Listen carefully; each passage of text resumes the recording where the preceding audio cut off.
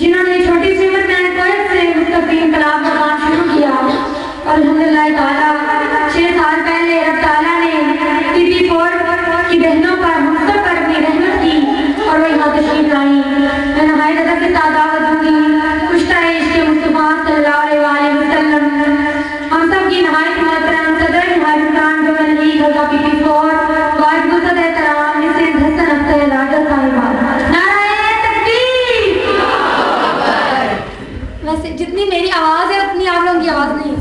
زور سے بولیں گے. جب ایک بندہ مائک میں بول رہا ہے تو باقی لوگ جب مائک کے بغیر مل کے اس کا مقابلہ کر سکتے ہیں نا.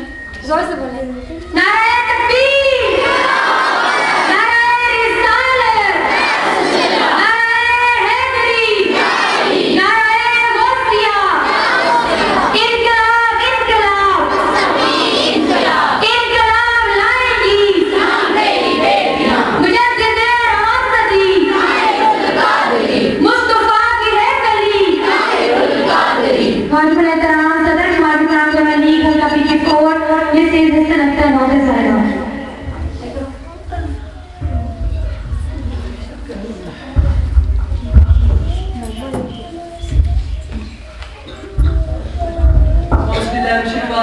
بسم اللہ الرحمن الرحیم. اللہم صلی علی سیدنا و مولانا محمد و آلہ و صحابہ وبارک وسلم وصلی علیہ. میری قابل قدر ماؤں بہنوں السلام علیکم ورحمۃ اللہ وبرکاتہ.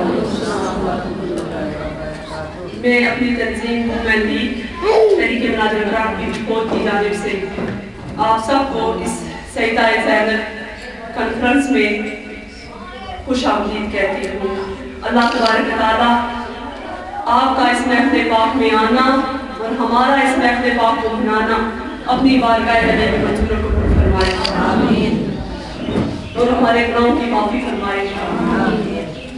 میں دل کی اتھاہ گہرائیوں سے شکر گزار ہوں.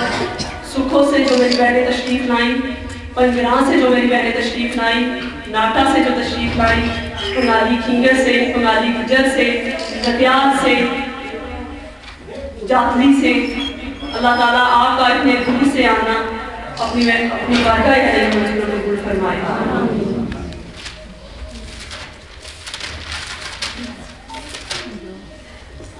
پیاری بہنوں، واقعہ کربلا تاریخ انسانی کا ایک ایسا دل سوز سانیہ ہے جس کو یاد کرتے ہی دل و نگاہ فرض سلامی جھک جاتے ہیں، آنکھوں سے اشک جاری ہو جاتے ہیں اور جسم کا انگ انگ غم و پریشانی کی کیفیت میں ڈوب جاتا ہے.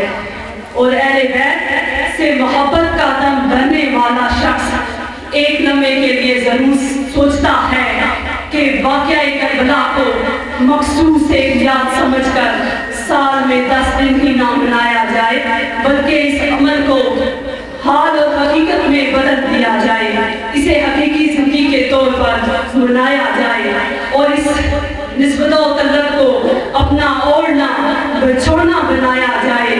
نواسیہ رسول صلی اللہ علیہ وآلہ وسلم سیدنا امام حسین رضی اللہ عنہ نے رضائے خدا اور دین مصطفی صلی اللہ علیہ وآلہ وسلم کی سربلندی کی خاطر اپنے خاندان کے ہمراہ سوئے کربلا سفر کیا، جہاں خاندان کے ہر فرد نے وفاداری کا ثبوت دیتے ہوئے اپنی جانوں کے نذرانے پیش کیے. وہاں خاندان اور نبوت کی خواتین کا ہمت و حوصلہ اور صبر تھا، جنہوں نے انتہائی رج و علم کے عالم میں بھی صبر و استقلال کا دامن ہاتھ سے نہیں چھوڑا. میدان کربلا میں اپنا سب کچھ رائے خطاب میں لوٹانے کے بعد بھی دشمنان اسلام کے سامنے سیسا پھیلائی ہوئی دیوار کی مان رہی، غیرت مندی کے ساتھ دشمنان دین مصطفی صلی اللہ علیہ وآلہ وسلم کو جواب دیے.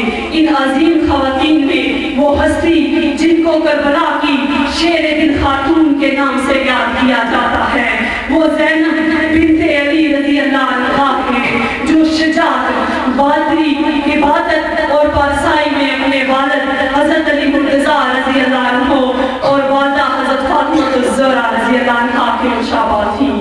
آپ نے میدان کربلا میں عزم و استقلال اور جرأت و بہادری کی ایک لازوال داستان رقم کی اور فرمائی امام علی مقام سیدنا حضرت امام حسین رضی اللہ عنہ کو حوصلے کے ساتھ الوداع کیا۔ آپ کی آنکھوں نے وہ دل سوز مناظر بھی دیکھے جن کے تصور سے روح تڑپ اٹھتی ہے۔ 11 محرم کی صبح عمر بن سعد نے حضرت امام حسین رضی اللہ عنہ نے باقیہ خاندان اور عورتوں کو سوار کر کے کوفے بھیج دیا۔ یہ قافلہ جب میدان کارزار سے گزرا اور انہوں نے حضرت امام حسین اور ان کے ساتھیوں کی بے گور و کفن لاشیں دیکھی تو ان کی چیخیں نکل گئی۔ ان کے رونے میں اتنا درد تھا کہ کلیجے پھٹے جا رہے تھے۔ حضرت زینب رضی اللہ عنہا نے انتہائی درد و کرب کے ساتھ روتے ہوئے کہا، اے اللہ کے رسول آپ کی دہائی ہو، دیکھیے حسین رضی اللہ عنہ میدان میں خون سے لتڑے ہوئے ہزا پڑے ہیں۔ میں رسول خدا صلی اللہ علیہ وآلہ وسلم آپ کی دہائی کہ آپ کی بیٹیاں حسین ہیں، آپ کی اولاد کے لاشیں بے گور و کفن پڑے ہیں اور ہوائیں ان پر خاک ڈال رہی ہیں۔ حضرت زینب کی یہ دردناک فریاد سن کر دوست دشمن رو پڑے۔